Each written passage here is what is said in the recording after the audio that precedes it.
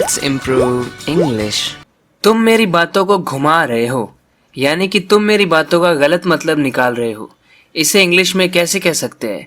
इसकी इंग्लिश और इसी तरह के कुछ confusing but useful Hindi sentences का इंग्लिश ट्रांसलेशन मैं आपको सिखाने वाला हूँ। इस वीडियो को एंड तक जरूर देखना, आप डेफिनेटली अपनी इंग्लिश को इम्प्रूव करेंगे। तो इसे हम इंग्लिश में कह सकते हैं, you are twisting my words. You are twisting my words, यानी मेरे वर्ड्स को ट्विस्ट कर रहे हो आप। पता नहीं उसने क्या छुपा रखा होगा, पता नहीं उसने क्या छुपा रखा होगा। I don't know what he might have hidden. I don't know what he might have hidden. Might have का हम यूज करते हैं पास्ट की पॉसिबिलिटी को बताने के लिए, कि पता नहीं पास्ट में उसने क्या छुपा लिया होगा, पता नहीं उसने क्या छुपा रखा होगा। I don't know what he might have hidden. चलो मैं आपको दरवाजे तक छोड़ देता हूँ।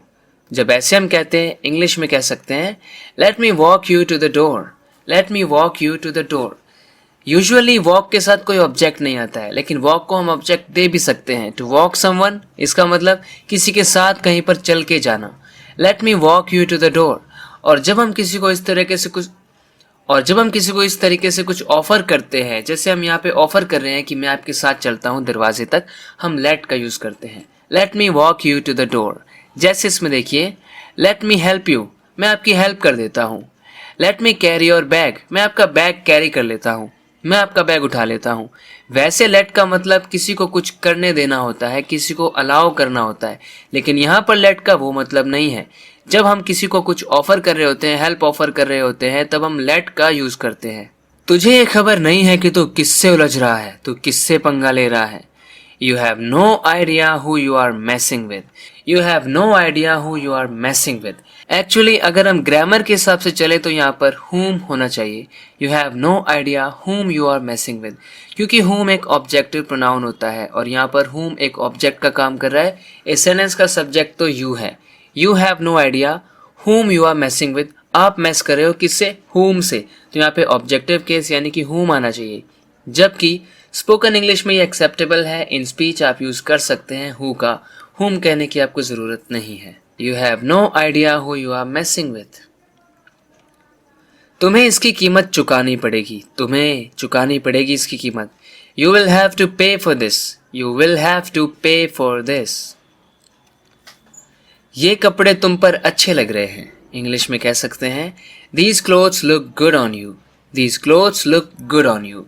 अब यहाँ पर फ्रेंड्स आपको समझना है कि हिंदी में बेशक हमें लग रहा है कुछ लग रहा है, लेकिन हम लुकिंग नहीं बोलते। अब इसका ये भी मतलब नहीं है कि लुक में कभी भी आईएनजी नहीं आ सकता है। एक्चुअली सिचुएशन पर डिपेंड करता है। देखिए, जब हम लुक को एज एन एक्शन यूज करते हैं, जैसे कि I am looking at the board, मैं बोर्ड की तरफ देख रहा हूँ, तो यहाँ पर देखना एक एक्शन है। और जब ये एक्शन है यानी कि डायनेमिक वर्ब है जब लुक, तब हम इसके साथ आईएनजी लगा सकते हैं। I am looking at the board. लेकिन जब मैं कह रहा हूँ दीज क्लोथ्स लुक गुड, तो यहाँ पर ये कपड़े अच्छे दिख रहे हैं। ये कपड़े कोई एक्शन परफॉर्म थोड़ी ना कर रहे हैं, कुछ एक्शन थोड़ी ना कर रहे हैं। अगर मैं कहता हूँ आप सुंदर लग रहे हो, यू लुक ब्यूटीफुल, यहाँ पर आप कुछ कर थोड़ी रहे हो, आप कोई एक्शन परफॉर्म थोड़ी कर रहे हो जो मैं आपको लुकिंग बोलूंगा। यहाँ पर लुक एक एक्शन वर्ड नहीं है, बल्कि एक स्टेट वर्ब है। और यहाँ पर ये डायनेमिक वर्ब नहीं है, यहाँ पर ये स्टेट वर्ब है, यानी यहाँ पर ये कोई एक्शन रिफ्लेक्ट नहीं कर रहा है। और एक्शन है तभी तो वो प्रोग्रेस में होगा, और जब ये एक्शन ही नहीं है तो प्रोग्रेसिव फॉर्म कैसी? इसलिए लुकिंग नहीं, सिर्फ लुक।